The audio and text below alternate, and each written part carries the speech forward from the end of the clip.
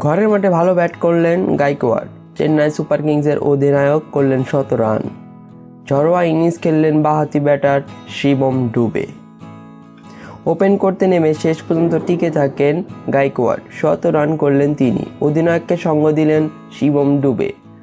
ঝড়োয়া innings খেললেন তিনি। এই দুই ব্যাটারের ব্যাটে ভর করে ঘরের মাঠে লখনৌ সুপার জায়ান্টসের সামনে ২১১ রানের লক্ষ্য দিলেন চেন্নাই সুপার কিংস। এই ম্যাচে রচিন রবীন্দ্রকে খেলানি চেন্নাই, সে কারণে রাহানেকে সঙ্গে নিয়ে ওপেন করতে নামেন ঋতুরাজ। রাহানে এই ম্যাচেও রান পাননি। প্রথম ওভারে শেষ বলে তাকে আউট করেন হেনরি। ডান দিকে ঝাঁপিয়ে ভালো ক্যাচ ধরেন অধিনায়ক রাহুল। এই ম্যাচে দলে ফেরা ম্যাচেলেও রান পাননি। ১১ রান করে যশ ঠাকুরের বলে ফেরেন তিনি।